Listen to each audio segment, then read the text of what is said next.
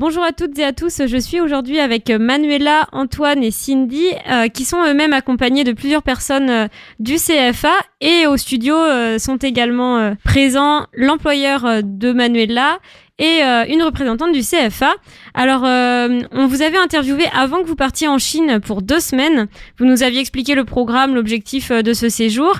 Et donc, aujourd'hui, on aimerait bien savoir qu'est-ce que vous avez fait jusqu'à présent. On a visité la muraille de Chine, le palais d'été et le palais d'été le premier jour. On a eu une cérémonie d'accueil dans une école avec une super démonstration des experts. Qu'est-ce qu'ils vous ont montré ? Des huîtres, des attendez, je vous passe quelqu'un. Oui, bonjour. Je m'appelle Lucas Laurent, je viens du CFA du Havre. Je suis en mention complémentaire traiteur et je fais partie du voyage de Chine. En fait, les experts c'est Thierry Desselier et François Eustace. Thierry Desselier fait partie des disciples de Auguste d'Escoffier. Et François Eustache, c'est la médaille d'or.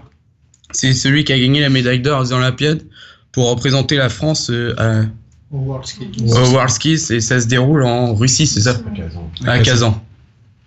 Et ils nous ont fait montrer des plats typiques français qu'ils ont à nous et nos collègues chinois pour leur faire montrer comment se prépare la cuisine culinaire française. On a eu des huîtres chaudes. On a eu des huîtres chaudes, sauce camembert avec quelques petites pommes rissolées.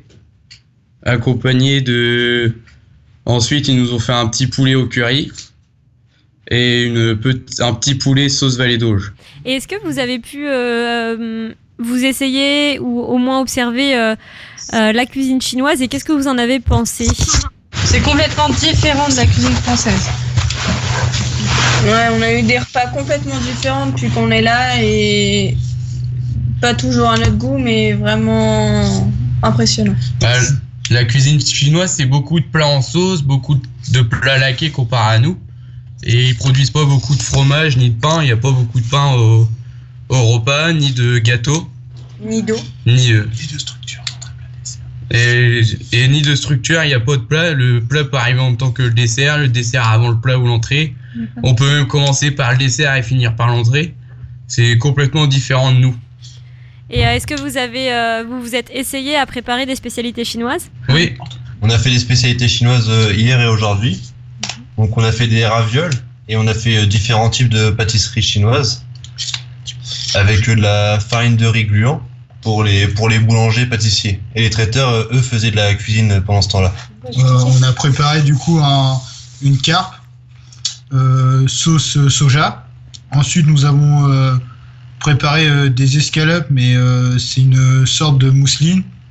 Et hier, nous avons appris le taillage des Chinois, des légumes, mais avec une feuille. C'est pas les mêmes couteaux qu'en France, c'est différent. Nous, on fait ça sur des planches en plastique et eux font ça sur des rondelles de bois. Et c'est vraiment différent. Les couteaux, c'est comme un hachoir. Comme un hachoir. En fait, les Chinois utilisent un seul couteau pour tout couper. Nous, on utilise plusieurs couteaux, comme le couteau d'office, l'éplucheur, le trancheur, le désosseur. Mais les Chinois, eux, utilisent vraiment un seul couteau pour tout faire. Ils émincent les légumes avec le devant de la feuille. Après, coupent les os avec le bas de la feuille. Et hachent avec le milieu de la feuille. C'est vraiment un seul couteau typique chez eux, quoi. Monsieur Burel, qui est à la table au studio, est-ce que ça vous semble intéressant pour l'entreprise que vous représentez, ces spécialités, ces façons de faire ? Pour la cuisine, pas spécialement, mais plus pour la pâtisserie, boulangerie, travailler d'autres matières, etc. Ça peut être intéressant dans la vie quotidienne des Français et le savoir-faire français pour qu'ils continuent à évoluer. À Manuela, si tout se passe bien, si tu arrives à t'acclimater... Oui, tout se passe très bien. On voit des choses très différentes et on est accueillis très chaleureusement par nos collègues chinois. Et sincèrement, c'est un voyage qu'on ne pourra jamais oublier. Et on apprend plusieurs techniques et plusieurs pâtisseries que je vous ferai goûter en rentrant. On a les recettes, des formes de gâteaux, des petits beignets au soja et à la fleur de lotus. On cuit aussi beaucoup à la vapeur les pâtisseries. C'est assez spécial, mais c'est pas mauvais non plus. Frit aussi. Et c'est beaucoup frit. On a fait aussi les sourires. Les gâteaux qui rigolent. Ouais, les gâteaux qui rigolent. C'est excellent et très facile à faire. Alors bonjour à tous, c'est Virginie. Donc moi je voulais remercier la Chambre de métier pour cette belle initiative et ce qui a permis à 18 jeunes de partir vivre cette belle expérience.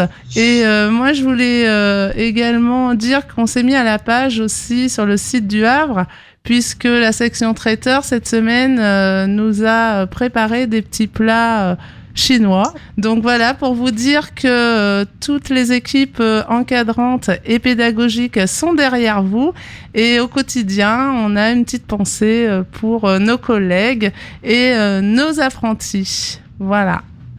On peut remercier également la région pour leur soutien financier. Mais merci beaucoup Madame Aubry, Cindy, Manuela et Antoine et puis tous vos camarades. Quel est le programme pour les jours suivants ? Là, on a beaucoup de cours de prévus, matin et après-midi. On a des cours pour apprendre la culture gastronomique chinoise. Ensuite, on change d'école à Shuanshu. Et dimanche, on a la visite du musée. Bon, ce fut les derniers mots de Manuela, car malheureusement la connexion avec la Chine a coupé. Mais vous l'aurez compris, le programme des apprentis du CFA en Chine est riche et plein de surprises encore. Ils devraient rentrer le 9 mars, donc dès leur retour, nous pourrons réaliser une ultime interview qui nous permettra de connaître toute l'étendue de leurs apprentissages et leurs perspectives d'avenir.